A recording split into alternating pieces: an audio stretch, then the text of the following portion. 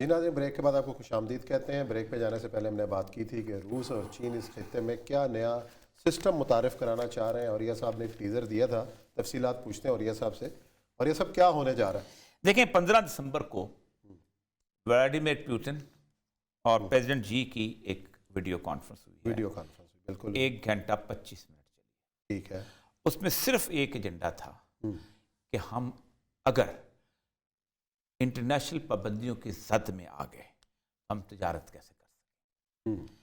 اس کے اوپر سب سے بڑی بات یہ ہے کہ اس وقت دنیا میں کیونکہ ڈالر کو ایک ہارڈ کرنسی کے طور پہ لیا جاتا ہے، دنیا کے بینکوں میں 6,800 ارب US ڈالر پڑے ہوئے ہیں تمام بینکوں کے اندر مل ملا کے، جو کہ ریزرو کرنسی کے طور پہ استعمال ہوتے ہیں۔ چین کے یوان جو ہیں وہ 221 ارب، جو کہ کچھ بھی نہیں ہے۔ لیکن چین نے جب بھی تجارت کرنی ہوتی ہے اسی $6 کے اندر کرنی ہوتی ہے۔ روس نے بھی جب تجارت پہلے کبھی روبل میں کرتی تھی، اب نہیں کرتے۔ جو امریکہ کا جو سوئفٹ کرنسی ایکسچینج سسٹم ہے وہ اس کے تھرو سارا بلٹ اپ کرتا ہے۔ امریکہ نے یہ سسٹم ایسا بنا لیا ہوا ہے 1945 برٹن ووڈ ایگریمنٹ کے تحت کہ اس کو اقوام متحدہ کی بھی ضرورت نہیں ہے۔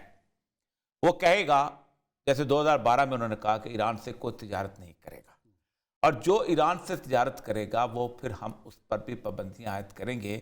تو اس کا مطلب یہ ہے کہ he will not be able to exchange his currency with dollars۔ جو افغانستان کا حال ہے وہی حال ہو جائے گا۔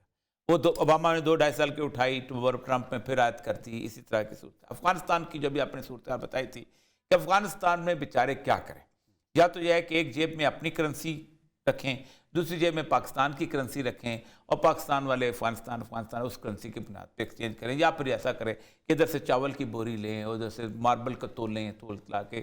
وہ چیز ہوتی نہیں ہے کبھی۔ جو ایکسچینج سسٹم 6 جگہ ہیں جہاں پر روس اور ان کی جوائنٹ کوآپریشن کا انہوں نے بات کی ہے، تاکہ یہاں اگر ہم کسی قسم کا بھی کام کریں تو ہم اس میں امریکہ کے نمبر 1 دفاع، نمبر 2 تیل، سارا چین روس کا، گیس، مالیات، خلائی پروگرام، یہ چیز ہے۔ چین نے یہ کہا ہے اور روس نے یہ کہا ہے اس وقت تمام تر تجارت جو ہے وہ سمندروں کے راستے ہوتی ہے، اور خواہ روس نے کرنی ہو وہ بھی وہاں سے اٹھتا ہے اور پھر شام کے ساحل پہ لے کے آتا ہے، اس کی جو اوپر والی کریمیا والی جو ہے، اس نے بھی کرنی ہو تو وہ بلاکا کی سے۔ تو سمندر میں اس وقت 10 بحری بیڑے ہیں امریکہ کے جو پھیلے ہوئے ہیں۔ پیوٹن نے کہا ہے کہ these are not flats, these are American garrisons. یہ چھاؤنیاں ہیں 10 بڑی بڑی، جس کے اوپر 2-2 ہزار جہاز ہے اور سارا کچھ ہے، میزائلس لڑے ہوئے ہیں، اینٹی سب مرینس ہیں، سب کچھ۔ وی کین ناٹ، جب چاہے گا امریکہ اس کو روک دے گا۔ اس کا راستہ صرف ایک ہی ہے کہ آپ 1 بیلٹ 1 روڈ کے ذریعے اس تجارت کو 80% تک اس پہ لے کے آئیں۔ اس کے لیے وہ جنوری کے اینڈ میں ایک سسٹم انٹروڈیوس کرنا چاہتے ہیں کہ جو ملک بھی اس سارے معاملے کے اندر سی پیک کے اندر ان کے ساتھ آئے گا، ہی ول شن فرام امریکن کرنسی، وہ ہمارے ساتھ ہماری کرنسی کے اندر ایکسچینج کرے گا۔ 68 ملک ہیں اس وقت دنیا کے اندر، جن میں لیٹن امریکہ کے ملک ہیں، جن میں افریقہ کے ملک ہیں، اور جن میں پاکستان بھی شامل ہے۔ بے شک آدھا ادھر آدھا ادھر ہو، لیکن شامل ہے، اور کہیں اور جا بھی نہیں سکتا، سمپل سی بات۔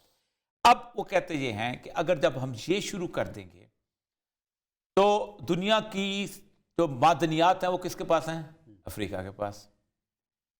دنیا کے تجارتی راستے کس کے پاس آ جائیں گے؟ ہمارے پاس آ جائیں گے۔ دنیا کی جو بیسک بڑی سکت ایگریکلچر، ایمیزون فارسٹ، یہ وہ کس کے پاس ہے؟ لیٹن امریکہ کے پاس۔ تو پھر امریکہ کی کرنسی محدود ہو جائے گی یورپ اور امریکہ کے درمیان۔ صحیح۔ تو کیا کریں گے وہ؟ جب وہ پاکستان سے خریدنا چاہیں گے فٹ بال یا شوز یا شرٹیں، تو پھر ان کو اپنی کرنسی کس میں کنورٹ کرنی پڑے گی؟ یوان میں، یا جو کرنسی آئے گی، یوان آئے یا روبل آئے۔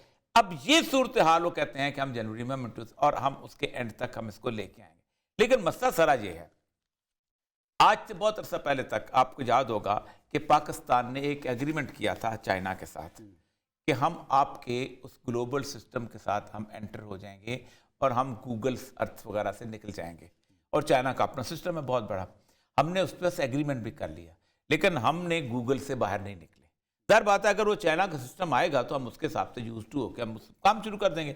وہ بھی تو اسی طرح سیٹلائٹ ہے, یہ بھی اسی طرح سیٹلائٹ ہے, تھوڑی سی ذرا سا ہلکی ہلکی انگریزی بولے گا, لیکن چائنیز انگریزی جو آپ دیکھیں CCTV بڑی اچھی انگریزی بولتے ہیں وہ لوگ, ظاہر بات ہے وہ سیکھ کے بولتے ہیں. تو سارے امریکہ کے جو چائنیز جو بیٹھے ہیں وہ سارے.